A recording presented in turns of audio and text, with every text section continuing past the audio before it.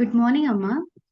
So మనం నిన్న క్లాస్లో రిలేషనల్ క్యాలిక్యులస్ అంటే ఏంటి, టైప్స్ ఆఫ్ రిలేషనల్ క్యాలిక్యులస్ అంటే ట్యూపుల్ అండ్ డొమైన్, వీటి గురించి తెలుసుకున్నాం కదా. సో రిలేషనల్ క్యాలిక్యులస్ అంటే మనం తెలుసుకున్నాం అండ్ వాటి టైప్స్ కూడా తెలుసుకున్నాం. రిలేషనల్ క్యాలిక్యులస్ అంటే ఏంటి? To creating queries of relational calculus. అది నాన్ ప్రొసీజరల్ లాంగ్వేజ్. అలానే ఒక స్పెసిఫిక్ డిజైన్ అవుట్కమ్స్ కోసం ఈ రిలేషనల్ క్యాలిక్యులస్ అనేది మనం వాడతాం. సో అలానే ట్యూపుల్ రిలేషనల్ క్యాలిక్యులస్ ఇది ఏంటంటే concept of selecting tuples from a relation that satisfy certain conditions. అంటే ఒక సర్టెన్ కండిషన్స్తో మనం ట్యూపుల్స్ని సెలెక్ట్ చేసుకుంటాం. ట్యూపుల్స్ అంటే ఏంటి? రోస్ కదా. సో ఒక సర్టెన్ కండిషన్స్ ఇచ్చి మనం రోస్ని సెలెక్ట్ చేసుకొని అవుట్కమ్స్ ఎక్స్పెక్ట్ చేస్తాం ట్యూపుల్స్లో. ఇంకా డొమైన్ క్యాలిక్యులస్కి వచ్చేసరికి ఏంటంటే అట్రిబ్యూట్స్ అన్నమాట. ఇండివిజువల్ వాల్యూస్ ఉంటే లాజికల్గా ప్రెడిక్ట్ చేస్తుంది, అంటే ఒక స్పెసిఫైడ్ కండిషన్స్ అనేవి సెలెక్ట్ చేసుకుంటారా లేదా అని. అంటే టేబుల్కి సంబంధించిన కండిషన్స్ అన్నీ కూడా సాటిస్ఫై అవ్వాలి. కానీ ఈ రిలేషనల్ క్యాలిక్యులస్ అనేది మనం ప్రోగ్రామ్స్ రన్ చేయలేం, బికాస్ దాని క్వైరీ చూసారు కదా ఎలా ఉందో. They are in theoretical. So అలానే ఇప్పుడు మనం టీబీఎంఎస్ ఆర్కిటెక్చర్, అసలు ఈ డేటాబేస్ ఆర్కిటెక్చర్ ఎలా ఉంటుంది అనే దాని గురించి మనం తెలుసుకుందాం. అంటే వాట్ ఈస్ వాట్ అనే దాని గురించి. వితౌట్ ద థియరటికల్ నాలెడ్జ్ కూడా మనం ఇమేజ్ చేయలేం. Not only complete practical knowledge కాకుండా ఇది కూడా తెలుసుకోవాలి కదా. సో అందుకని ఈరోజు టీబీఎంఎస్ ఆర్కిటెక్చర్ అవన్నీ కూడా చెప్తాను మీకు. సో బేసిక్గా డిబిఎంఎస్ అంటే ఏంటమ్మా? Database management system. సో ఈ డిబిఎంఎస్ ఏం చేస్తుంది అంటే అసలు దాని డేటాని ఎలా స్టోర్ చేసుకుంటుంది, వాటిని ఎలా మేనేజ్ చేస్తుంది, అలానే ఎలా యాక్సెస్ ఇస్తుంది అనే దాని గురించి అన్నమాట. అలానే ఈ డిబిఎంఎస్ ఏం డిఫైన్ చేస్తుంది అంటే లైక్ యూజర్కి అప్లికేషన్స్కి మధ్య ఇంటరాక్షన్, అంటే యూజర్స్కి అప్లికేషన్స్కి డేటాబేస్కి మధ్యలో ఇంటరాక్షన్ అనేది ఎలా జరుగుతుంది అనేది కూడా మనకి ఎక్స్ప్లెయిన్ చేస్తుంది అనమాట.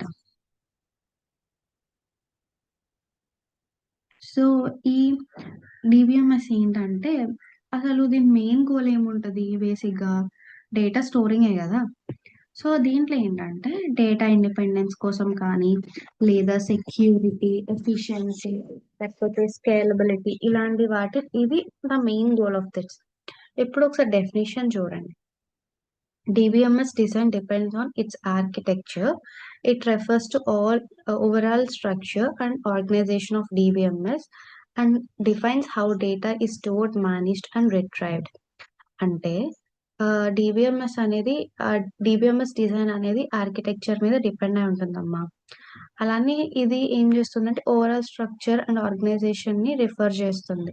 అంటే డిబిఎంఎస్ ఎలాగా డేటాను స్టోర్ చేసుకుంటుంది, ఎలా మేనేజ్ చేస్తుంది, లేదా ఎలా రిట్రైవ్ చేస్తుంది. రిట్రైవ్ అంటే మీకు చెప్పాను, టు గెట్ బ్యాక్.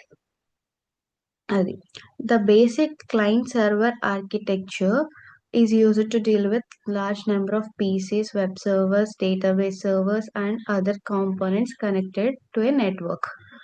అంటే ఈ క్లయింట్ ఆర్ సర్వర్ ఆర్కిటెక్చర్ అనేది ఏంటంటే number of pieces, web servers కానీ, డేటాబేస్ సర్వర్స్ కానీ, లేదా అదర్ కాంపోనెంట్స్ ఉంటాయి కదా, వాటన్నిటిని ఒక నెట్వర్క్ కింద కనెక్ట్ చేస్తుంది. The client or server architecture consists of many pieces and workstations which are connected to a network.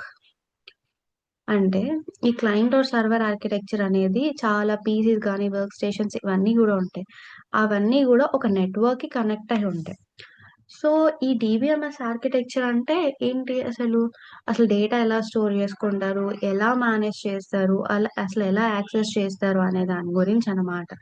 అంటే యూజర్ కి, అప్లికేషన్ కి, డేటాబేస్ ఈ మూడిటికి మధ్యలో ఇంటరాక్షన్ ఎలా జరుగుతుంది అనే దాని గురించి మనం తెలుసుకుంటాం. సో అసలు ఈ DBMS లో చూడండి, DBMS can be seen in a single tier multi tier architecture.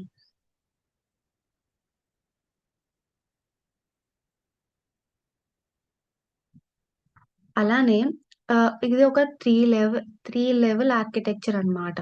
First of all అసలు టైప్స్ ఆఫ్ టీబీఎంఎస్ ఆర్కిటెక్చర్ కంటే ముందు అసలు ఈ ఆర్కిటెక్చర్ ఏ లెవెల్లో చూద్దాం. ఇదేంటంటే త్రీ లెవెల్ ఆర్కిటెక్చర్ అమ్మా. అంటే ఏంటి? External level, conceptual level and internal level. అంటే ఇంకా ఇంకో వేలో కూడా చెప్పొచ్చు. View level, logical level, physical level. అంటే ఫస్ట్ చూడాలి, తర్వాత ఆలోచించాలి, తర్వాత దాన్ని ఫిజికల్లీ తీసుకురావాలి కదా. సో అలా.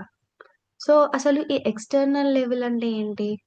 ఎక్స్టర్నల్ లెవెల్ అంటే అసలు యూజర్ ఏం చూస్తాడు, అసలు ఒక్కొక్క డిఫరెంట్ యూజర్ కి ఒక డిఫరెంట్ పాయింట్ ఆఫ్ వ్యూ ఉంటుంది కదా, ఒక డేటాబేస్ మీదే. ఇప్పుడు ఒక విషయం ఉందనుకోండి, మనం బేసిక్ గా ఒక ఫర్ ఎగ్జాంపుల్ మీరు ఏదైనా డెసిషన్ తీసుకోవాలి అనుకోండి ఇన్ యువర్ పర్సనల్ లైఫ్, అప్పుడు మీరు థింక్ చేస్తారు. మీకు ఒక పర్స్పెక్టివ్, మీకు ఒక పాయింట్ ఆఫ్ వ్యూ, మీకు ఒక డెసిషన్ ఉంటుంది. అలానే ఎగ్జాక్ట్ స్టోరీని మీరు తీసుకెళ్ళి మీ ఫ్రెండ్కి చెప్పారనుకోండి, తను వేరే విధంగా ఆలోచిస్తాడు. ఎందుకంటే you are not in that place కదా. సో తను డైరెక్ట్ పాయింట్ ఆఫ్ వ్యూలో ఆలోచిస్తాడు. సో అలా ఈ ఎక్స్టర్నల్ వ్యూ అనేది యూజ్ అంటే అన్నెసెసరీ డేటాని హైడ్ చేస్తుంది ఫర్ సెక్యూరిటీ. ఫర్ ఎగ్జాంపుల్ మీకు ఇంకా సింపుల్ గా చెప్పాలి అంటే, ఇప్పుడు కాలేజెస్ ఉన్నాయనుకోండి. కాలేజెస్ లో మీకు ఇప్పుడు యా ఇప్పుడు మీకు మార్క్ మెమోస్ కానీ, లేదా మీరు hall tickets, I mean like మీ రిజల్ట్స్ చెక్ చేసుకుంటారు కదా.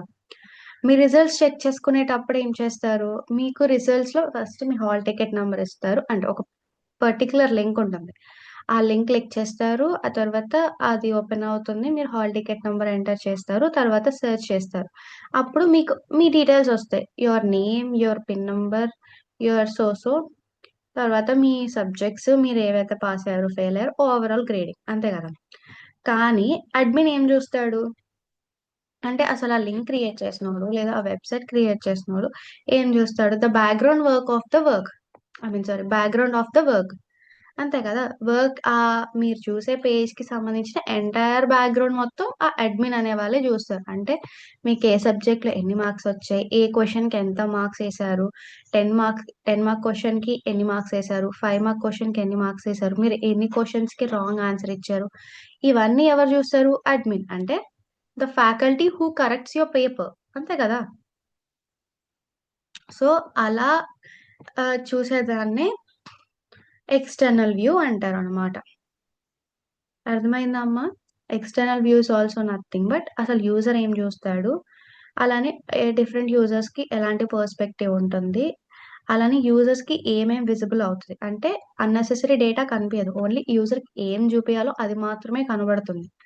అంటే ఫర్ ఎగ్జాంపుల్ యువర్ మార్క్స్, అంటే లైక్ మీకు మార్క్స్ మాత్రమే కనబడుతుంది, మీకు ఏ క్వశ్చన్ కి ఎన్ని మార్క్స్ వేసాడని కనిపించదు, ఓవరాల్ మార్క్సే కనబడుతుంది. ఇప్పుడు పేపర్ 75 అనుకోండి, మీరు 60 స్కోర్ చేస్తే 60 కనబడుతుంది. అసలు ఎన్ని క్వశ్చన్లకి ఎన్ని మార్క్స్ వేసారు ఇవేం మీకు కనిపించవు. అవి ఎవరికి కనిపిస్తుంది? Only the person who corrects or the admin. అర్థమైందా? So that is called external view. Next conceptual view. ఈ కాన్సెప్చువల్ వ్యూ ఏంటంటే ఇది also known as logical view. Logical view ఏం చేస్తుంది అంటే మొత్తం స్ట్రక్చర్ ఆఫ్ ద డేటాబేస్ మొత్తాన్ని చూస్తుంది. అలానే ఇది డిస్క్రైబ్ చేస్తుంది అనమాట. ఏంటి? టేబుల్స్ ని కానీ, వాటి రిలేషన్షిప్స్ ని కానీ, వాటి డేటా టైప్స్ ని, లేదా వాటి కాన్స్ట్రెయింట్స్ ని, ఇలాంటి వాటన్నిటినీ కూడా అది డిస్క్రైబ్ చేస్తుంది అనమాట. అలానే అది చాలా ఇండిపెండెంట్ ఫిజికల్ స్టోరేజ్ కి. అర్థమైందమ్మా? లాజికల్ లెవెల్ అంటే ఏంటి? sees the overall the structure of the database, అలానే describes the tables, relationships, data types and constraints. అది ఒక ఫిజికల్ స్టోరేజ్ అన్నమాట. అండ్ థర్డ్ వన్ వచ్చేసరికి ఫిజికల్ లెవెల్. ఇది also known as internal level. అసలు డేటా అనేది డిస్క్ లో ఎలా స్టోర్ చేసుకుంటుంది, indexes, files, memory allocation, data compression, ఇవన్నీ ఎలా జరుగుతాయి, లేదా అలానే concern with performance and storage optimisation. అంటే ఆ పర్ఫార్మెన్స్ ఎలా ఉంటుంది, స్టోరేజ్ ఆప్టిమైజేషన్ ఎలా జరుగుతుంది, ఇవన్నీ కూడా చేసేదాన్ని ఫిజికల్ లెవెల్ అని అంటాం. అంటే డేటా ఎలా స్టోర్ అవుతుంది, ఇవన్నీ కూడా కావాలి కదమ్మా మరి. సో దీన్ని మనం 3 టైర్ ఆర్కిటెక్చర్ అంటాం. 3 టైర్స్లో ఏంటి? External, conceptual and internal is also known yes view level, logical level and physical level. Next వచ్చేసరికి టైప్స్ ఆఫ్ ఆర్కిటెక్చర్. ఈ టైప్స్ ఆఫ్ ఆర్కిటెక్చర్లో ఏంటి అంటే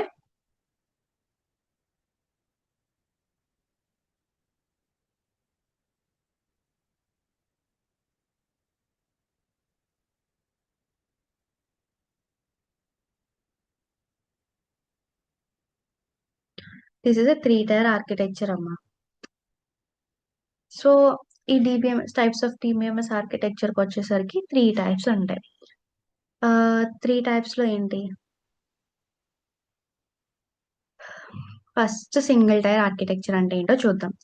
ఈ సింగిల్ టైర్ ఆర్కిటెక్చర్ అనేది ఏంటంటే యూజర్ అనేవాడు డైరెక్ట్ గా డేటాబేస్ ఇన్స్టాల్ చేసుకుని అలానే work software I mean database software install చేసుకుని వాళ్ళు వర్క్ చేయొచ్చు. ఇంకా చెప్పాలంటే యూజర్ అనేవాడు డైరెక్ట్ గా ఇంటరాక్ట్ అయిపోతాడు డేటాబేస్ తో. నెట్వర్క్ అక్కర్లేదు, లేకపోతే స్టాండ్ అలోన్ ఇది ఏమీ అక్కర్లేదు. ఇది స్టాండ్ అలోన్ కింద వాడేస్తారు అనమాట. అంటే వితౌట్ ఎనీ వన్స్ ఇన్వాల్వ్మెంట్. అర్థమైందమ్మా? ఇది బేసిక్ గా దేంట్లో యూజ్ చేస్తారంటే ఎంఎస్ యాక్సెస్ కానీ లేకపోతే లోకల్ పీసీస్ ఇలాంటి వాటిల్లో యూజ్ చేస్తారనమాట. ఒకసారి డెఫినేషన్ చూడండి. In a single tier architecture the user can directly install database software and work with various applications. అంటే ఒక సింగిల్ టైర్ ఆర్కిటెక్చర్ లో యూజర్ అనే అతను డైరెక్ట్ గా డేటాబేస్ సాఫ్ట్వేర్ ని ఇన్స్టాల్ చేసుకొని వేరియస్ అప్లికేషన్స్ తో ఆయన వర్క్ చేయొచ్చు. In this architecture, the application and database are organized on a single device. ఈ ఆర్కిటెక్చర్ లో అప్లికేషన్ అండ్ డేటాబేస్ రెండు కూడా ఒక సింగిల్ ఆర్గనైజ్డ్ డివైస్ లోనే ఉంటాయని అర్థం. సో ఎగ్జాంపుల్ చూడండి. A single desktop application that stores data in a local database. ఒక డెస్క్టాప్ అప్లికేషన్ ఏం చేస్తుంది? డేటాను స్టోర్ చేసుకుంటుంది ఒక లోకల్ డేటాబేస్ లో. అర్థమైందమ్మా? Example SQL light. SQL light అనేది అదొక సింగిల్ డెస్క్టాప్ అప్లికేషన్. అదొక జస్ట్ అప్లికేషన్. ఆ అప్లికేషన్ ఏం చేస్తుంది? లోకల్ కి సంబంధించిన డేటాబేస్ మొత్తాన్ని స్టోర్ చేసుకుంటుంది.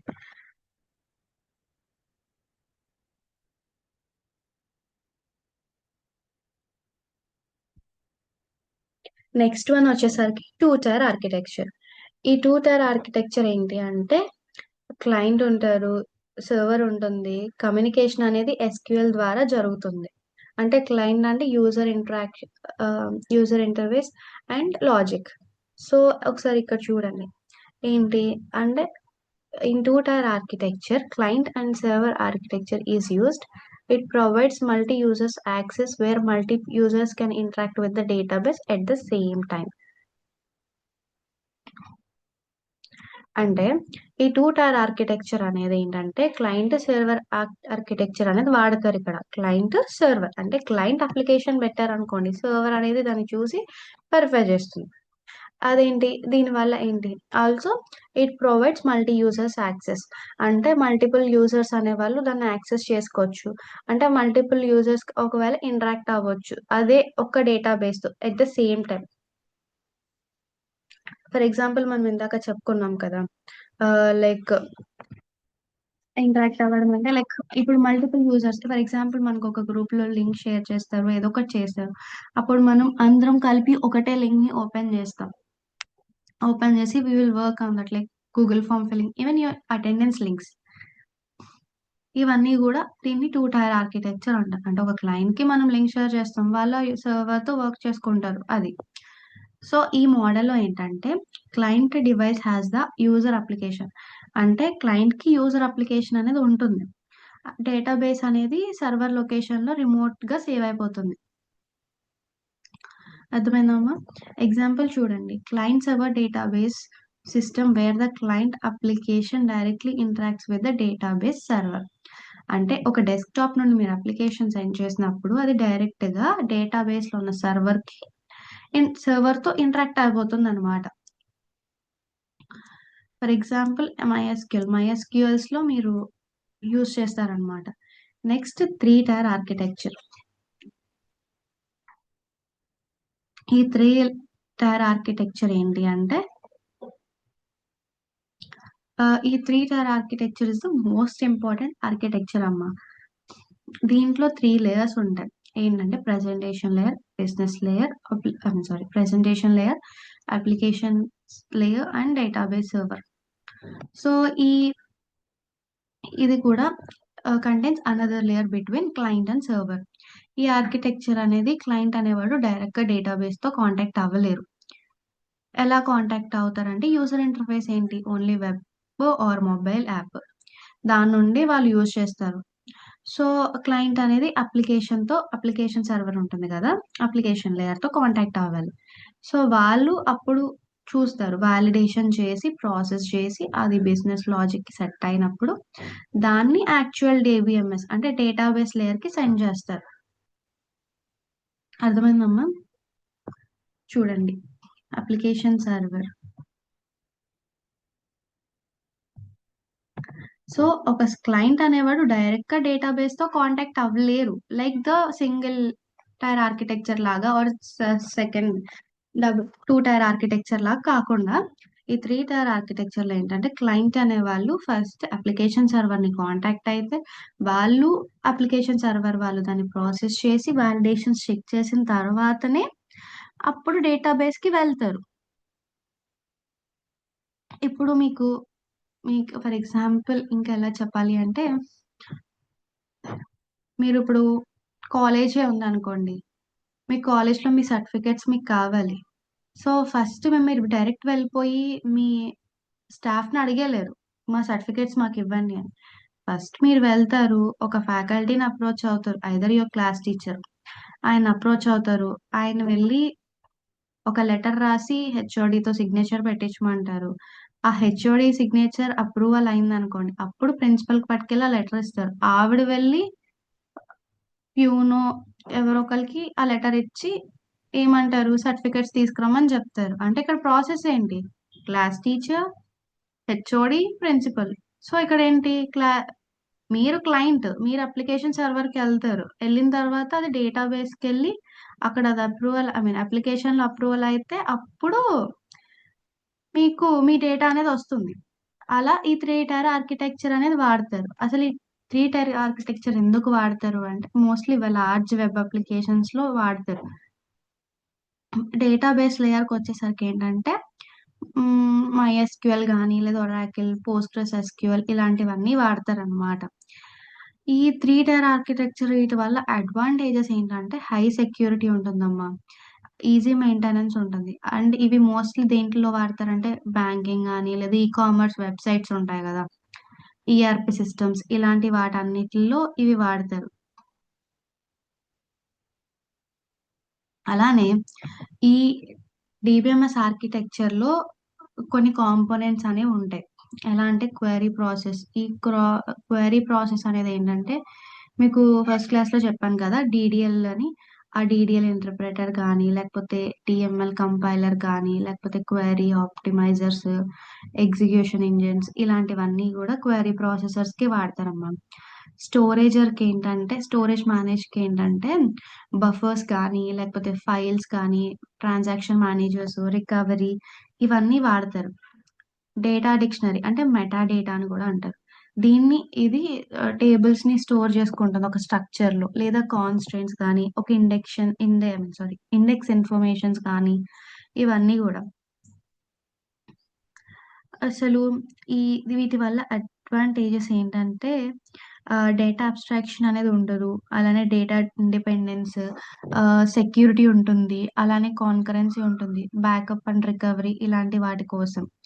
సో ఇది వాడతారనమాట.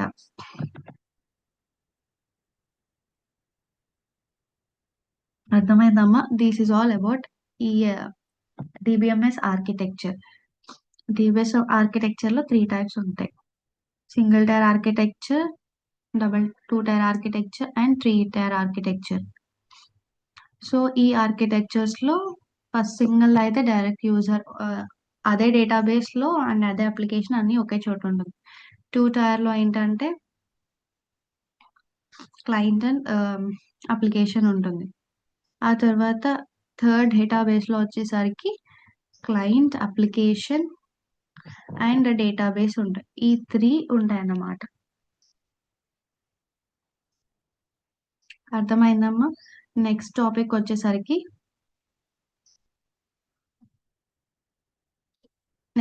వచ్చేసరికి entity relationship model. It is also known as ER.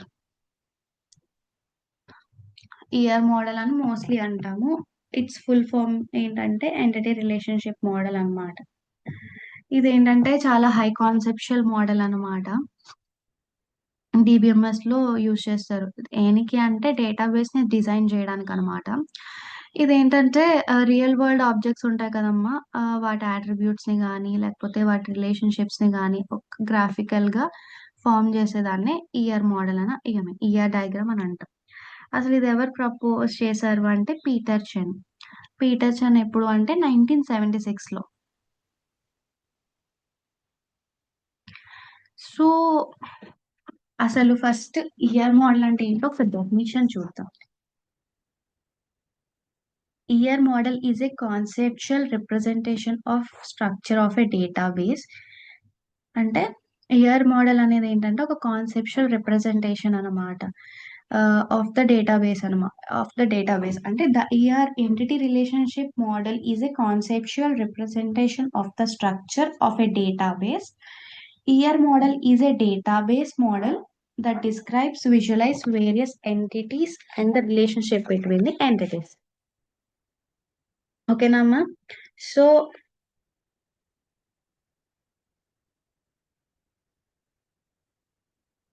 So year model అనేది ఏంటంటే డిస్క్రైబ్ చేస్తుంది అనమాట.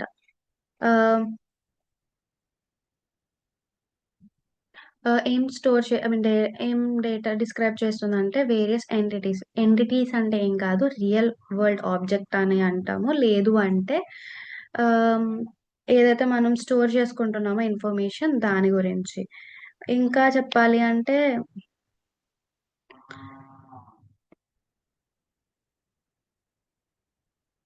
యా, సో అదొక రియల్ వరల్డ్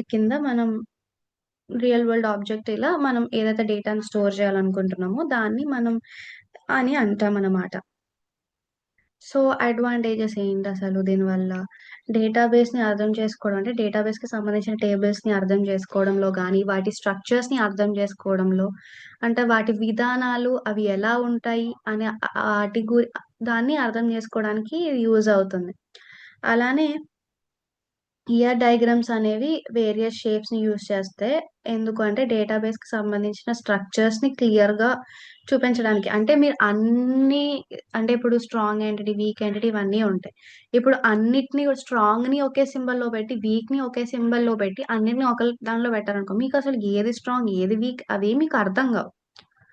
సో అలాంటిది రాకుండా ఉండడం కోసం అవి ఒక డిఫరెంట్ స్ట్రక్చర్స్ లో ఐ మీన్ డిఫరెంట్ షేప్స్ లో వాటిని రిప్రజెంట్ చేస్తారు, అంటే క్లీన్ గా మనకి అర్థం కావడానికి. అర్థమైందమ్మా? సో అసలు ఎంటిటీ అంటే ఏంటి? ఎంటిటీ అనేది ఏంటంటే real world object or place person that can have various features అని అర్థం. ఫర్ ఎగ్జాంపుల్ ఏంటి, కాలేజ్, స్టూడెంట్, ఫ్యాకల్టీ ఇవన్నీ కూడా ఎంటిటీసే అన్నమాట.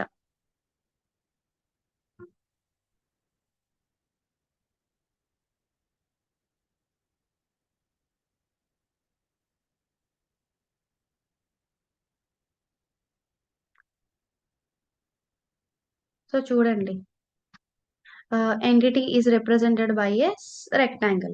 సో ఈ ఎంటిటీ అనేది రిప్రజెంట్ చేస్తుంటుంది రెక్టాంగిల్ తో, మనం దాన్ని రిప్రజెంట్ చేస్తాం అనమాట.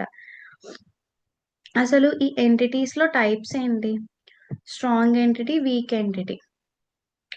సో ఈ స్ట్రాంగ్ ఎంటిటీ అంటే ఏంటి? స్ట్రాంగ్ ఎంటిటీ అనేది సింగిల్ రెక్టాంగిల్ తో మనం రిప్రజెంట్ చేస్తామమ్మా. అది వేరే ఎంటిటీతో డిపెండ్ అయి ఉండదు, ఇండివిజువల్ గా ఉంటుంది. అంటే ఇప్పుడు ఇక్కడ ఎగ్జాంపుల్ కాలేజ్ ఇచ్చారు చూడండి. కాలేజ్ ఏమి వేరే దాని మీద డిపెండ్ అవ్వదు కదా, మనం వెళ్ళి కాలేజ్ మీద డిపెండ్ అవుతాం. So college is a strong entity. Weak entity ఎవరు? స్టూడెంట్స్ అండ్ ఫ్యాకల్టీ, అంతే కదా.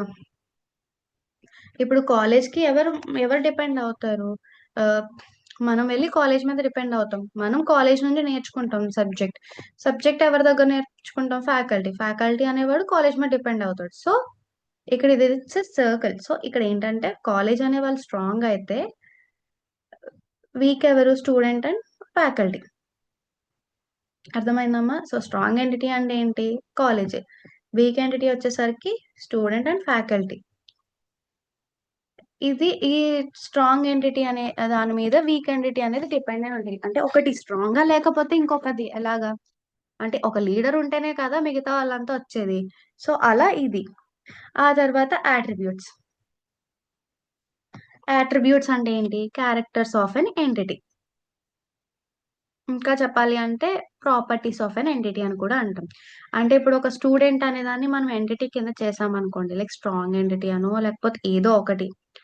అప్పుడు దానికి సంబంధించిన అట్రిబ్యూట్స్ ఏముంటాయి? Student ID, student name, mobile number, email address, marks, ఇవన్నీ కూడా దేంట్లో లైక్ సారీ అట్రిబ్యూట్స్ అని అంటాం. సో ఈ ఈ అట్రిబ్యూట్స్ అనేవి ఏ షేప్ లో, ఐ మీన్ ఏ షేప్ ని డిస్క్రైబ్ చేస్తాము అంటే ఆ, ఏమంటారు దాన్ని, సారీ ఓవెల్ షేప్ లో, మనం ఓవెల్ షేప్ లో యూజ్ చేస్తాం అన్నమాట.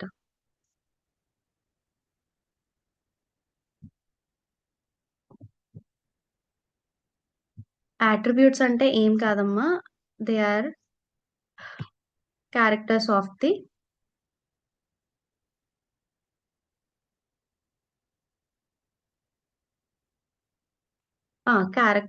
క్యారెక్టర్స్ ఆఫ్ ఏ, 1 సెకండ్ అమ్మా.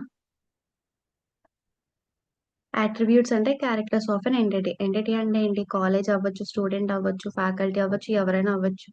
ఇప్పుడు కాలేజ్ అనుకోండి, డిఫరెంట్ డిపార్ట్మెంట్ స్టూడెంట్స్ అంతా ఉంటారు. సో వాటికి సంబంధించిన డీటెయిల్స్ వస్తాయి.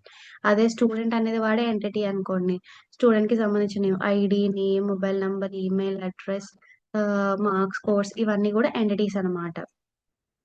ఓకేనమ్మా? నెక్స్ట్ వచ్చేసరికి టైప్స్ ఆఫ్ అట్రిబ్యూట్స్ ఉంటాయి.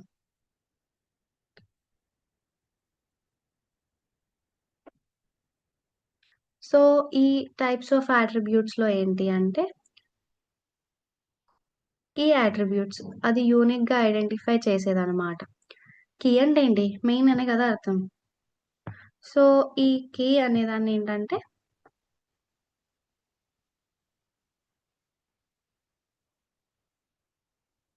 యా, కీ అట్రిబ్యూట్ అనేసరికి ఏంటంటే ఇది వేరే దాంతో మనం కంపేర్ చేయలేము, లేకపోతే మనకున్నదే వేరే వాళ్ళకు ఉండదు.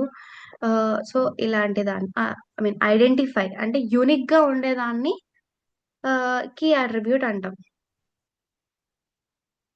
సో ఇలాంటివి ఏంటి? ఎంప్లాయ్ ఐడీస్ కానీ, స్టూడెంట్ ఐడీస్ ఇలాంటివే కదా. అంటే ఇప్పుడు నీకున్న ఐడి నంబరే వేరే వాళ్ళకు ఉండదు. సో అలాంటి దాన్ని కీ అట్రిబ్యూట్ అని అంటాం. So composite composite attribute. ఈ కాంపోసైట్ అట్రిబ్యూట్ అనేది ఏంటంటే స్మాలర్ అట్రిబ్యూట్స్ కింద డివైడ్ అవ్వగలదు. అంటే ఒక్క మెయిన్ అట్రిబ్యూటే కాకుండా దాని నుండి సబ్ అట్రిబ్యూట్స్ రావచ్చు. సో అలాంటివి కాంపోజిట్ అట్రిబ్యూట్ అన్నమాట. ఫర్ ఎగ్జాంపుల్ మీ నేమ్ అవ్వచ్చు, like first name, last name, middle name అని ఇస్తారు. అదే కాకుండా address, streets, cities, areas, pin code, అవన్నీ కూడా. సో ఇలా దీన్ని కాంపోజిట్ అట్రిబ్యూట్ అని అంటాం అన్నమాట. ఈ సింగిల్ వాల్యూడ్ అట్రిబ్యూట్ అనేది ఏంటంటే ఓన్లీ ఒక్క వాల్యూనే ఉంటుంది. అంటే లైక్ రోల్ నెంబర్ కానీ లేదా అలాంటి వాటిని. అలానే SIM sorry, single valued attribute అంటే ఒక వాల్యూ మాత్రమే ఉంటుంది అలా. నేను మెన్షన్ చేయాలన్నట్టున్నాను, సారీ. ఆ తర్వాత సింపుల్ వాల్యూ అట్రిబ్యూట్ కూడా ఉంటుంది. అంటే అది డివైడ్ అవ్వలేదు కాబట్టి దాన్ని ఏజ్ కానీ శాలరీ ఇలాంటివి, అంటే శాలరీకి మళ్ళీ సబ్ అట్రిబ్యూట్స్ ఏమి ఉండవు కదమ్మా. ఏజ్ ఎంత ఉందో అంతే ఉంటుంది, శాలరీ ఎంత ఉంటుందో అంతే ఉంటుంది. దానికి మళ్ళీ సిటీసీ ఎంత ఇలాంటివి ఏమి ఉండవు. సో అలాంటి దాన్ని సింపుల్ అట్రిబ్యూట్ అంటారు. సింగిల్ వాల్యూడ్ అట్రిబ్యూట్ అంటే ఓన్లీ ఒక్క వాల్యూ ఉన్నదాన్ని. అలానే నెక్స్ట్ వచ్చేసరికి డిరైవ్డ్ అట్రిబ్యూట్. ఈ డిరైవ్డ్ అట్రిబ్యూట్ అనేది ఏంటంటే డేటాబేస్ లో స్టోర్ చేసుకోరు, అలానే వేరే అట్రిబ్యూట్స్ నుండి క్యాలిక్యులేట్ కూడా చెయ్యొచ్చు. ఇప్పుడు అంటే ఎలాగంటే ఏజ్ ఏజ్ అనేది ఏంటి, డేట్ ఆఫ్ బర్త్ నుండి వస్తుంది. So database date I mean age నుండి మన డేట్ ఆఫ్ బర్త్ కూడా మనం క్యాలిక్యులేట్ చేయొచ్చు. సో అలా అంటే ఒక అట్రిబ్యూట్ నుండి ఇంకొక దాన్ని తీసుకోగలిగేదాన్ని డిరైవ్డ్ అట్రిబ్యూట్ అంటారు. నెక్స్ట్ వచ్చేసరికమ్మా మల్టీ వాల్యూడ్ అట్రిబ్యూట్. ఈ మల్టీ అట్రిబ్యూట్ ఏంటంటే multiple values of single entity. ఒక సింగిల్ ఎంటిటీకి మల్టిపుల్ వాల్యూస్ అనేవి ఇవ్వచ్చు మనం. ఎగ్జాంపుల్ ఏంటంటే ఫోన్ నంబర్ అనేది లైక్ మూడు నంబర్స్ ఉండొచ్చు. ఒక పర్సన్కి రెండు మూడు నంబర్లు ఉండొచ్చు, మీకు కూడా ఉన్నాయి. అంటే లైక్ మీరు ఒక మెంబర్ ఐ మీన్ లైక్ మీకు ఒక పర్సనల్ నంబర్, బిజినెస్ నంబర్ ఇలా కూడా ఉంటాయి కదా, అలా. ఇంకా ఏంటంటే స్కిల్స్. స్కిల్స్ అంటే ఇప్పుడు మీకు మల్టిపుల్ స్కిల్స్ ఉంటాయి కదా. ఇప్పుడు ఒకరికి ఎస్క్యూఎల్ వచ్చు, ఒకరికి అబాప్ వచ్చు, ఇంకొకరికి పైథాన్, ఇంకొకరికి ఏదో సో అండ్ ప్రోగ్రామ్స్. సో ఇలా ఒక పర్సన్ కి ఒక స్కిల్లే కాకుండా they can have multiple skills అనే దాన్ని మల్టీ వాల్యూడ్ అట్రిబ్యూట్ అంటారు. ఈ మల్టీ వాల్యూడ్ అట్రిబ్యూట్ అనేది ఏంటంటే డబుల్ ఓవెల్ ఉంటది కదా, ఆ డబుల్ ఓవెల్ తో డిస్ప్లే చేస్తారన్నమాట. అలానే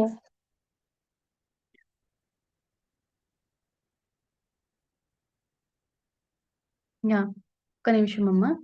సో ఇప్పుడు చూడండి, అట్రిబ్యూట్స్ అనేవి ఏంటంటే షేప్స్ చెప్తాను, గుర్తుపెట్టుకోండి. అది ఓవెల్ షేప్ లోనే ఉంటుంది. ఈ డిరైవ్డ్ ఓవెల్ అనేది ఏంటంటే ఆ, అది కూడా ఓవెల్ షేపే. మల్టీ వాల్యూడ్ ఓవెల్ అనేసరికి మీకు డబుల్ ఓవెల్ వస్తుంది. I try to insert that is.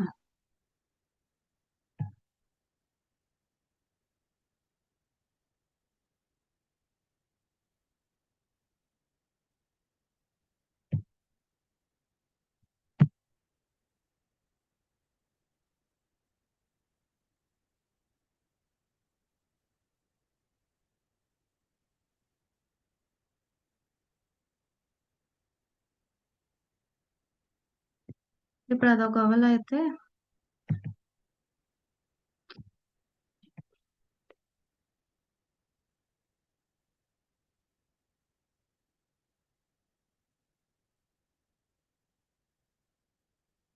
So దాని మీద ఇంకొక ఓవెల్ వచ్చింది. ఐ మీన్ కనిపించట్లేదు, don't mind that. Double oval అనేది ఉంటుంది అనమాట. మనం ఇంకొక పాయింట్ కింద మెన్షన్ చేస్తాను.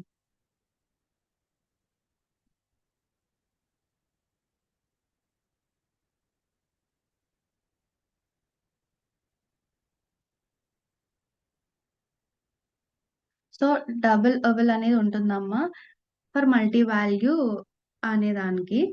నెక్స్ట్ వచ్చేదానికి ఏంటంటే రిలేషన్షిప్స్. సో రిలేషన్షిప్స్ అనేవి ఏంటంటే relationships are the communication links అని కూడా అంటాం మనం. That can describe the inter related connection between multiple tables. Relations can be represented by rhombus అనే షేప్. ఇంకా చెప్పాలి అంటే, 1 సెకండ్ మా.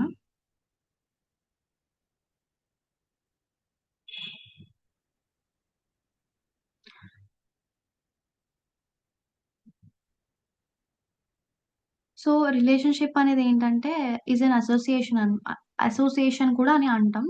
అంటే ఒక టూ కానీ లేదా మోర్ ఎంటిటీస్ ఉన్నప్పుడు దాన్ని కనెక్ట్ చేసేదాన్ని మనం రిలేషన్స్ అని అంటాం.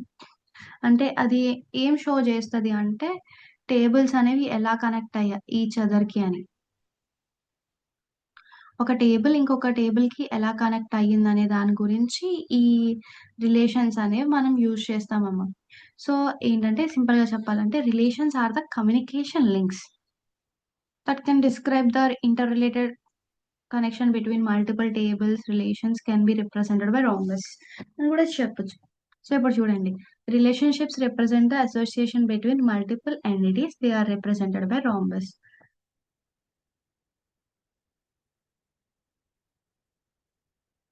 ఇప్పుడు ఇక్కడ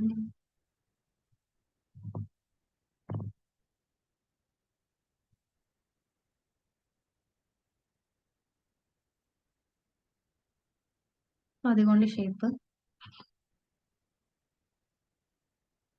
నెక్స్ట్ వచ్చేసరికి రిలేషన్స్, టైప్స్ ఆఫ్ రిలేషన్స్ చూడాలి మనం. అసలు ఏం టైప్స్ ఉంటాయి? ఎన్ని టైప్స్ ఉంటాయి? అసలు రిలేషన్స్ ఏంటని. సో మీకు అర్థమైందమ్మా? రిలేషన్‌షిప్ అనేది ఏంటంటే మల్టిపుల్ టేబుల్స్ కానీ లేదా మల్టిపుల్ ఎంటిటీస్‌కి మధ్యలో రిలేషన్‌ని రిప్రజెంట్ చేసేదాన్ని రిలేషన్ అని అంటాం. ఇంకా చెప్పాలి అంటే క టేబుల్స్ అనేవి కనెక్ట్ అయి ఉంటాయి కదా! Each other. సో ఆ కనెక్షన్‌ని చూపించేదాన్ని రిలేషన్ అని అంటాం. సో ఈ రిలేషన్‌లో ఏంటి అంటే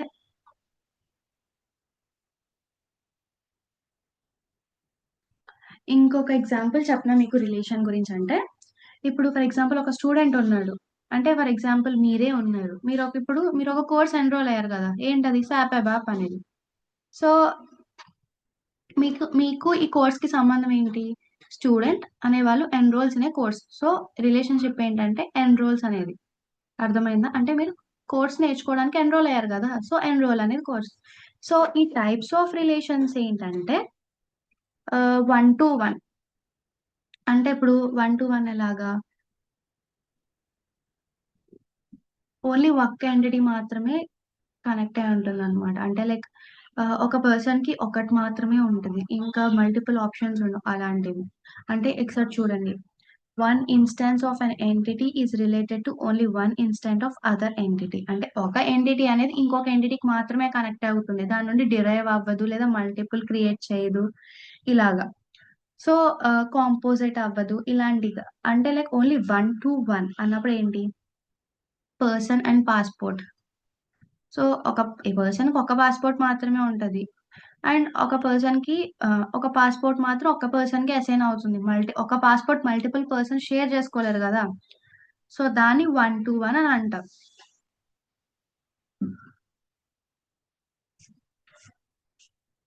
సో, అలా దాన్ని 1 టు 1 రిలేషన్ అని అంటామమ్మా. Next 1 to many. ఈ 1 టు మెనీ ఎంటిటీ ఏంటంటే ఒక్క ఎంటిటీ అనేది మల్టిపుల్ ఇన్‌స్టాన్స్ ఆఫ్ ఎంటిటీస్‌కి రిలేట్ అయి ఉంటుంది.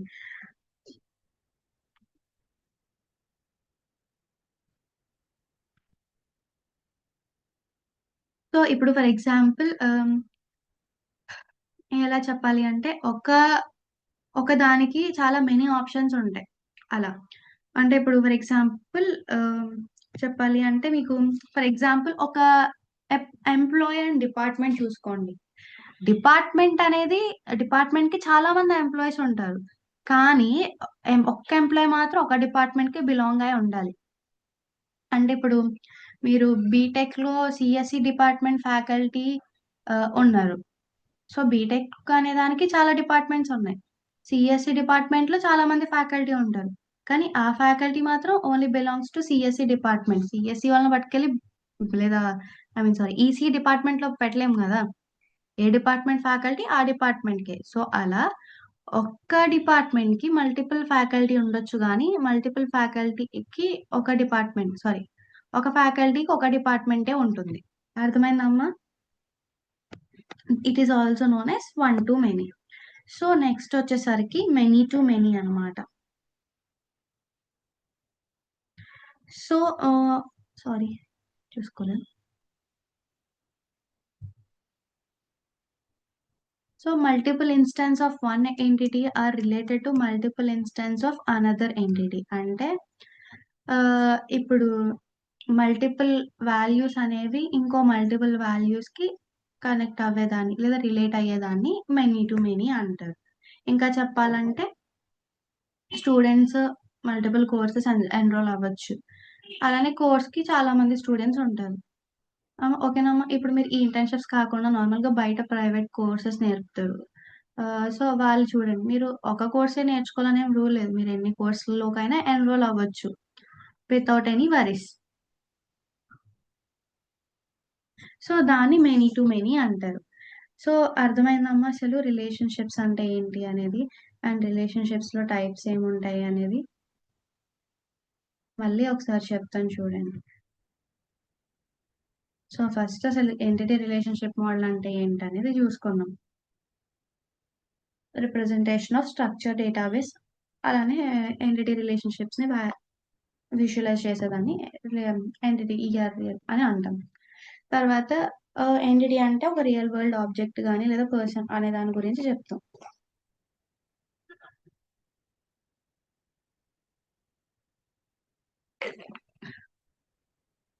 టైప్స్ ఆఫ్ ఎంటిటీస్కి వచ్చేసరికి స్ట్రాంగ్ ఎంటిటీ, వీక్ ఎంటిటీ ఉంటుంది. స్ట్రాంగ్ ఎంటిటీ అనేది సింగిల్ రెక్టాంగిల్లో వేరే దాని మీద డిపెండ్ అయి ఉండదు.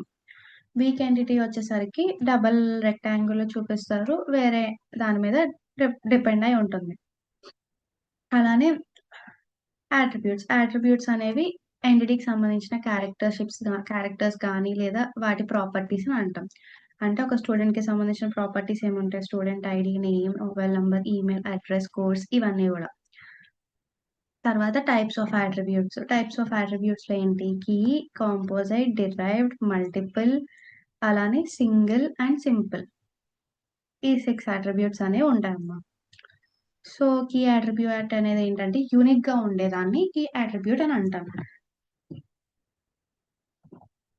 తర్వాత కాంపోజిట్ యాట్రిబ్యూట్ అంటే ఒక యాట్రిబ్యూట్ నుండి మల్టిపుల్ యాట్రిబ్యూట్స్ ని తీసేదాన్ని కాంపోజిట్ యాట్రిబ్యూట్ అంటాం. అంటే ఇప్పుడు అడ్రస్ ఉందనుకోండి, అడ్రస్ కి ఓన్లీ పిన్ నెంబరే ఉండదు, లేకపోతే ఓన్లీ ప్లేస్ ఉండదు. సో ఇప్పుడు దానికి ఫర్ ఎగ్జాంపుల్ ఒక ప్లేస్ చెప్పుకుందాం. లైక్ గన్నవరం అని ఒక ప్లేస్ ఉంది. అది విజయవాడలోని ఉంది and at the same time east గోదావరిలో కూడా ఉంది. సో అలా కాకుండా ఉండడానికే ఈ కాంపోజిట్ అట్రిబ్యూట్స్ అనేవి వాడతారు. ఏంటి?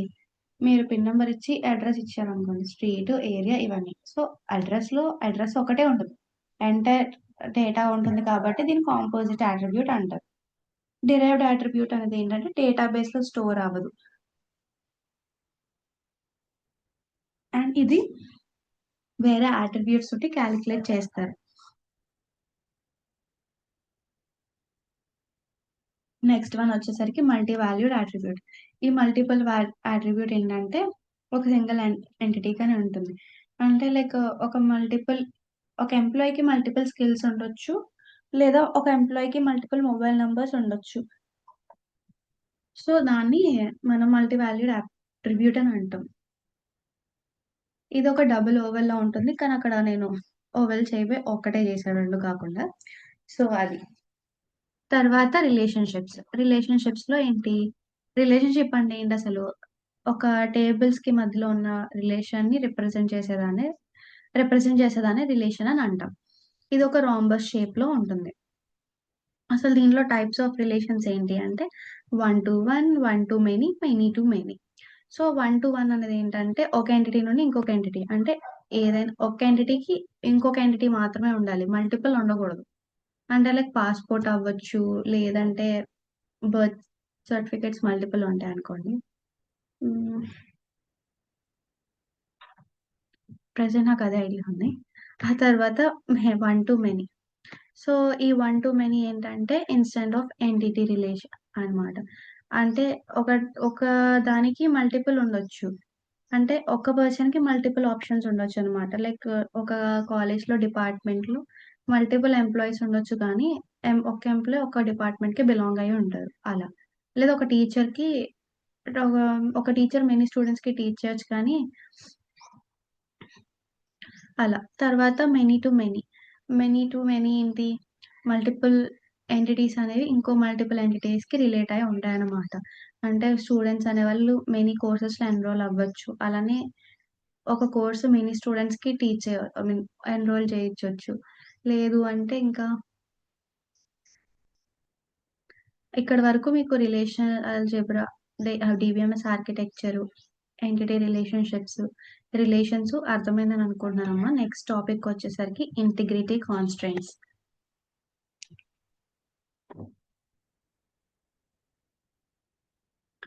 సో మనం ఇంటిగ్రిటీ కాన్స్ట్రెయింట్స్ అంటే ఏంటో తెలుసుకుందాం.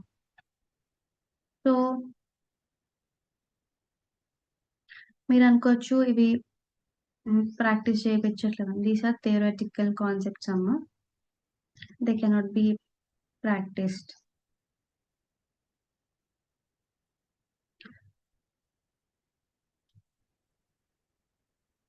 సో ఇంటిగ్రిటీ కాన్స్ట్రెయింట్స్ అనేవి ఏంటంటే రూల్స్ అన్నమాట. ఈ రూల్స్ అనేవి డేటాబేస్ టేబుల్స్ కి అప్లై చేసేదాన్ని ఇంటిగ్రిటీ కాన్స్ట్రెయింట్స్ అని అంటాం.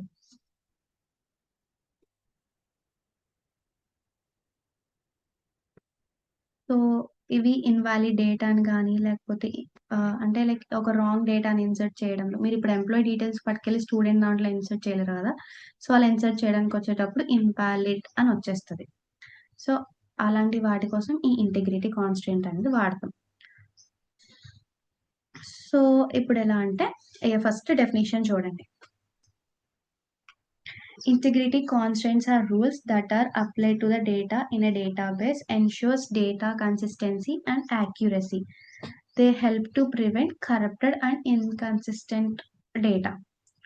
So integrity constraints అనేవి rules అన్నమాట that are applied to the data in a database to ensure data consistency and accuracy. అంటే డేటా ఏది డేటా సారీ ఈ కాన్స్ట్రెయింట్స్ అనేవి రూల్స్‌ని అప్లై చేస్తాయి. To the data in a database అని అర్థం. సో ఇది ఎన్‌ష్యూర్ చేస్తది ఏంటంటే డేటా కన్సిస్టెంట్‌గా, యాక్యురసీగా ఉందా అని. So they help to prevent corrupted and inconsistent data. అంటే ఇన్‌వాలిడ్ డేటాని ఇన్సర్ట్ చేయకుండా ఉండడానికి ప్రివెంట్ చేయడానికి చూస్తది. ఓకేనా అమ్మ? సో ఇక్కడితో మీకు ఇంటిగ్రిటీ కాన్స్ట్రెయింట్ అంటే ఏంటో అర్థమైందని అనుకుంటున్నాను. తర్వాత టైప్స్ ఆఫ్ ఇంటిగ్రిటీ కాన్స్ట్రెయింట్స్. ఈ టైప్స్‌లో ఏంటంటే domain level and entity integrity constraints అని ఉంటాయి. అలానే referential integrity constraints, key constraints ఉంటాయి. Key is also known as unique. Unique constraints కూడా ఉంటాయి. నేను మెన్షన్ చేయలేదు ఇక్కడ.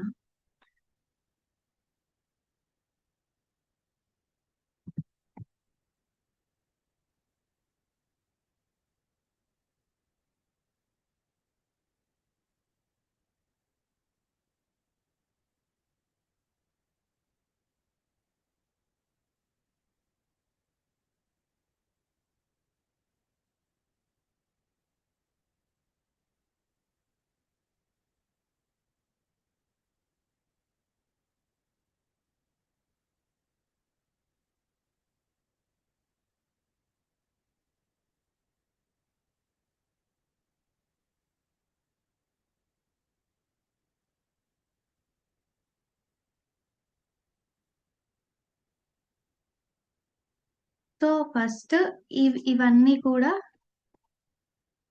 కాన్స్ట్రెయింట్స్ అన్నమాట. ఇంటిగ్రిటీ కాన్స్ట్రెయింట్స్ అంటే ఇంటిగ్రిటీ రూల్స్ అనొచ్చు, ఏదైనా అనొచ్చు. So these are all the rules. అసలు ఈ రూల్స్ ఎలా వర్క్ చేస్తాయి అనే దాని గురించి మనం ఎక్స్‌ప్లెయిన్ చేసుకుందాం. ఫస్ట్ వన్ వచ్చేసరికి డొమైన్ లెవెల్ కాన్స్ట్రెయింట్. సో ఈ డొమైన్ లెవెల్ కాన్స్టెంట్ ఏంటంటే ఎన్ష్యూర్ చేసుకుంటుంది. ఏంటి? వాల్యూ ఆఫ్ ఎన్ అట్రిబ్యూట్ అనేది ఒక వాలిడ్ డొమైన్‌కి బిలాంగ్ అయి ఉందా? లేదా? అని. సో ఇప్పుడు ఇంకా ఎలా చెప్పాలంటే ఇప్పుడు మీరు యాహ్! ఇప్పుడేంటంటే మీకెలా ఎక్స్‌ప్లెయిన్ చేయాలి? ఫస్ట్ డెఫినిషన్ చూద్దాం. సో డొమైన్ లెవెల్ కాన్స్టెంట్ అంటే ఏంటి? A domain level constant is a restriction on the values that can be stored in a column. It specifies the range of values that a particular attribute can take. అంటే for example మీకు age లిమిటెడే చూడండి. From age 18 to 100 అన్నారనుకోండి. So మీరక్కడ age check చేసుకుంటుంది. మీరు already ఒక rule ఇచ్చేసారు. ఏంటి? 18-100 లోపల వాళ్ళు వాలిడ్ అని. సో ఇప్పుడు మీరు తీసుకెళ్ళి ఏజ్ 16 వాళ్ళని లేదా 17 లేదంటే వాళ్ళని ఇచ్చారనుకోండి. It will reject it. ఓకేనమ్మా? సో అది ఇన్వాలిడ్ అయిపోతది.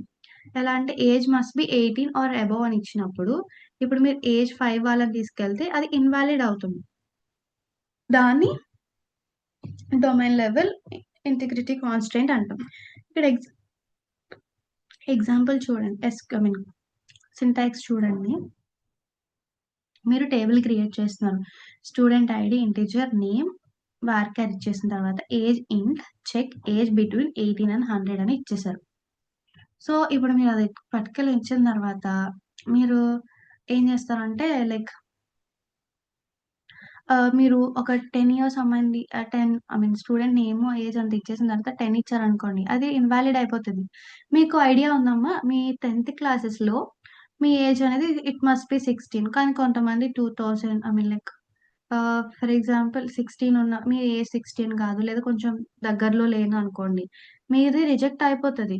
అందుకే మీ స్కూల్ వాళ్ళు ఏం చేస్తారంటే మీ పేరెంట్స్‌కి కానీ, మీకు కానీ ఇన్ఫార్మ్ చేస్తారు. ఇలా మీ ఏజ్ ఇలా 10థ్ హాల్ టికెట్స్‌కి ఈట్లికి సరిపోవట్లేదు. సో, మేము మారుస్తామని అంటారు. సో, అప్పుడు ఐదర్ ఒక 2, 3 మంత్స్ ముందుకు వెళ్తారు. అంటే లైక్ ఇప్పుడు మీరు ఆగస్ట్ అనుకోండి. జులైయో లేకపోతే మేనో పెడతారు మీ సర్టిఫికేట్స్‌లో. ఆ 10థ్ సర్టిఫికేట్ అంటే మీ సర్టిఫికేట్స్ అన్నీ ఒస్తాయి. అది వేరే విషయం అనుకోండి. సో, అప్పుడేం జేస్తారంటే వీళ్ళు ముందుగానే ఒక రూల్ క్రియేట్ చేస్తారు. ఏమని? రూల్ అనొచ్చు, లేకపోతే ఒక రిమైండర్ సంథింగ్ ఏదో ఒకటి కాన్స్టెంట్ కింద. ఏజ్ బిట్వీన్ 15-16 ఏజ్ బిట్వీన్ 17-18 అని ఇస్తారు. సో, అప్పుడు అది అలా. ఆ ఏజెస్ వాళ్ళకి ఆప్షన్ అవుతుంది. సో, ఇక్కడ గూడా అంతే. ఈ డొమైన్ అనేది అంటే ఒక పర్టిక్యులర్ రెస్ట్రిక్షన్ అనేది ఉంటది. ఈ వాల్యూస్ అయితేనే అలౌ చేయాలి. లేదు అంటే వాటిని ఇన్వాలిడ్ చేసేయాలి అని. సో, దాన్ని డొమైన్ కాన్స్ట్రెయింట్ అని అంటాం. నెక్స్ట్ వచ్చి ఎంటిటీ ఇంటిగ్రిటీ కాన్స్ట్రెయింట్. సో, ఈ ఎంటిటీ ఇంటిగ్రిటీ కాన్స్టెంట్ ఏంటి అంటే ఆహ్, ఇది ఈచ్ రికార్డ్ అనేది యూనిక్‌గా ఐడెంటిఫైయల్‌గా ఉందా లేదా అనేది చెక్ చేస్తుంది. అలానే దీని ప్రైమరీ కీ అనేది ఏంటంటే నల్ అయి ఉండకూడదు. అలానే అది యూనిక్‌గా ఉండాలనమాట. సో, ఒకసారి డెఫినిషన్ చూడండి.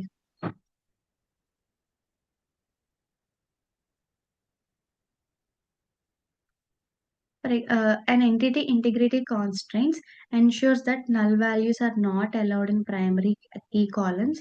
This guarantees that each record has unique identity and no primary key fill can be empty. So, integrity constants అనేవి ఇన్షూర్ చేసుకుంటే ఏంటి? నల్ వాల్యూస్ అనేవి అలౌ చేయకూడదు ప్రైమరీ కీ కాలమ్స్‌లో. అలానే ఈచ్ రికార్డ్ అనే దానికి యూనిక్‌గా ఐడెంటిటీ అనేది ఉండాలి. ప్రైమరీ కీ ఫీల్డ్ అనేది ఎంప్టీగా ఉండకూడదు. ఫర్ ఎగ్జాంపుల్ ఏంటంటే చూడండి స్టూడెంట్ టేబుల్ క్రియేట్ చేశారు. స్టూడెంట్ టేబుల్‌లో ఏంటి? Student ID into primary key, name varchar, age int. So, ఇక్కడ ఏంటంటే ఆహ్, ఏ స్టూడెంట్‌కి కూడా same name, same student ID ఉండకూడదు. స్టూడెంట్ ఐడీ అనేది నల్ అయి ఉండకూడదు. ఎందుకంటే స్టూడెంట్ ఐడీ ప్రైమరీ కీ కదమ్మా! సో, అలా మనం ఎంటిటీ ఇంటిగ్రిటీ చెక్ చేస్తామనమాట. అంటే ప్రైమరీ కీస్ ఎప్పుడు కూడా నల్ వాల్యూస్ అయి ఉండకూడదు. సేమ్ అవ్వకూడదు. యూనిక్‌గా ఉండాలి. సో, దాన్ని మనం ఎంటిటీ ఇంటిగ్రిటీ కాన్స్టెంట్స్ అని అంటాం. Next one is referential integrity constant. ఈ రెఫరెన్షియల్ ఇంటిగ్రిటీ కాన్స్టెంట్ ఏంటంటే, కన్సిస్టెన్సీని మెయింటైన్ చేస్తది. దేంట్లో? రిలేటెడ్ టేబుల్స్‌లో కన్సిస్టెన్సీగా ఉంటుంది. అలానే ఫారెన్ కీస్ అనేవి వాడతది. అండ్ ఫారెన్ కీ కూడా ప్రైమరీ కీకి మ్యాచ్ అవ్వాలి అన్నమాట. అంటే ప్రైమరీగా మళ్ళీ అదే టేబుల్ కాదు. వేరే టేబుల్‌లో ఉన్న ప్రైమరీకి మ్యాచ్ అవ్వాలి. లేదా అది నల్ వాల్యూ అయినా అయిపోయి ఉండాలి అన్నమాట. సో, ఒకసారి డెఫినిషన్ చూడండి. A referential integrity constant is a rule that maintains consistency between tables by using foreign keys.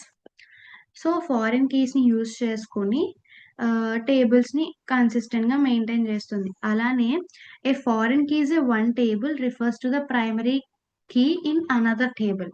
అంటే ఫారెన్ కీ టేబుల్ అనేది రిఫర్ చేస్తుంది ప్రైమరీ కీకి. అనదర్ టేబుల్‌లో ఉన్న ప్రైమరీ కీని రిఫర్ చేస్తుందనమాట. ఫర్ ఎగ్జాంపుల్ ఇక్కడ చూడండి.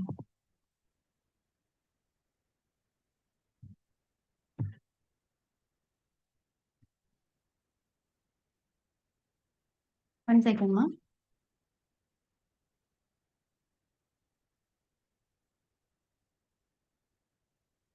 యాహ్! Create department sorry. ఆ! ఇప్పుడు మనం ఇక్కడ ఎగ్జాంపుల్ చూస్తే టేబుల్‌ని క్రియేట్ డిపార్ట్మెంట్ ఐడీ ఏంటి? Primary key. Department name varchar ఇదంతా. సో ఇప్పుడు డిపార్ట్మెంట్ నేమ్ వార్కేర్ అంతా అయిపోయింది. ఇప్పుడు ఏంటంటే క్రియేట్ టేబుల్ ఎంప్లాయ్ ఐడి అనేది ప్రైమరీ కీ, వార్కేర్ అనేది అండ్ డిపార్టెడ్ ఐడి ఇంటిది. సో ఫారిన్ కీ అనేది ఏంటంటే రిఫరెన్స్ కింద డిపార్ట్మెంట్ ఐడిని ఇస్తుంది. అంటే ఎంప్లాయ్ ఐడి ఫారిన్ కీ కదమ్మా, సారీ ప్రైమరీ కీ కదమ్మా. సో ఫారిన్ కీ అంటే డిపార్ట్మెంట్ ఐడి కదా. సో డిపార్ట్మెంట్ ఐడిని ప్రైమరీ కింద ఇస్తుందన్నమాట.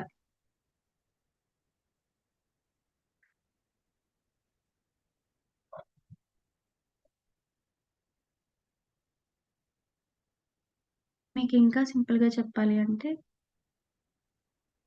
1 సెకండ్ చెప్తా.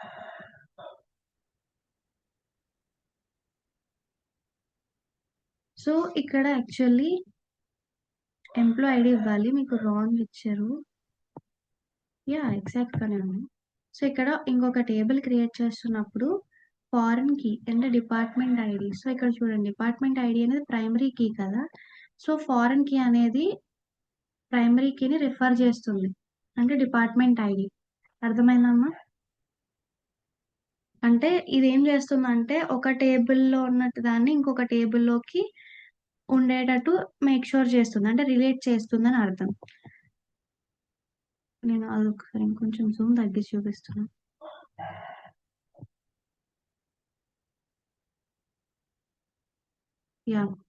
ఇప్పుడు మీరు చూడండి, ఇక్కడ ఫస్ట్ నార్మల్గా టేబుల్ క్రియేట్ అవుతుంది, దీన్ని ప్రైమరీ కీ అనుకున్నాం. తర్వాత డిపార్ట్మెంట్ నేమ్ వార్కేర్ ఇదంతా ఓకే ఇక్కడ వరకు. తర్వాత టేబుల్ ఉంటుంది, ఎంప్లాయ్ ఐడి. ఇది డిపార్ట్మెంట్ టేబుల్, ఇది employee table. So employee table department ID అనేది ఒక ప్రైమరీ కీ. సో ఈ ప్రైమరీ కీని ఫారెన్ కి రెఫర్ చేస్తుంది అనమాట. మనం ఇక్కడ చూసుకున్నాం కదా, foreign key is one table refers to the another table. ఇప్పుడు ఈ టేబుల్లో ఉన్నటువంటి అంటే డిపార్ట్మెంట్ టేబుల్లో ఉన్నటువంటి ప్రైమరీ కీని ఎంప్లాయ్ టేబుల్లో ఉన్నటువంటి ఫారెన్ కి రెఫర్ చేస్తుందని అర్థం. అర్థమైందమ్మా? సో ఇదేం చేస్తుందంటే ఒక value must be exist in another table, అంటే ఒక వాల్యూ అనేది వేరే టేబుల్లో కంపల్సరీ ఉండడానికి దీన్ని చేస్తారు అన్నమాట.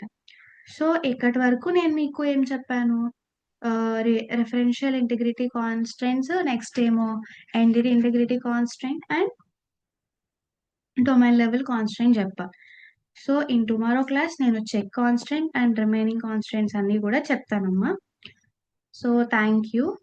అండ్ మీకు ఎవరికైనా అర్థం కాకపోతే will discuss in Saturday's class. And present మీకు చెప్పింది నేను ఇంటిగ్రిటీ కాన్స్టెంట్స్లో domain, entity and referential. Domain అంటే చెప్పాను కదా, ఒక సర్టెన్ ఇచ్చేసారు అనుకోండి రూల్, దాని ప్రకారంగా చేయాలి. అంటే ఏజ్ బిట్వీన్ 18 to 19 and 20 అన్నారు అనుకోండి, ఆ ఏజ్ వాళ్ళే అలౌ అవుతారు. అలా ఒక పర్టికులర్ రెస్ట్రిక్షన్ అనేది ఉంటుంది. నెక్స్ట్ వచ్చి ఎంటిటీ ఇంటిగ్రిటీ ఏంటంటే నల్ వాల్యూస్ అనేవి ఉండకుండా ప్రైమరీ కీ అనేది ఉండాలి. ప్రతిదానికి యూనిక్ గా ఉండాలి అనమాట, నాట్ సిమిలర్ ఉండకూడదు. యూనిక్ కాన్స్టెంట్స్ అనేవి ఉండాలి, అంటే యూనిక్ కీస్ అని ఉండాలి. అలా రెఫరెన్షియల్ ఇంటిగ్రిటీ ఏంటంటే ఒక ఫారిన్ కీ అనే దాన్ని వేరే టేబుల్ ఉన్నటువంటి ప్రైమరీ కీని రెఫర్ చేయడానికి యూజ్ చేస్తారు, అంటే వేరే టేబుల్లో ఉన్నటువంటి ఏదో ఒక డేటా ఈ టేబుల్లో ఉండేటట్టు. ఓకేనామా? నెక్స్ట్ క్లాస్లో మనం చెక్ కాన్స్టెంట్స్ కానీ లేకపోతే యూనిక్ కీ కాన్స్టెంట్స్ ఇవన్నీ కూడా డిస్కస్ చేసుకుందాం. Thank you.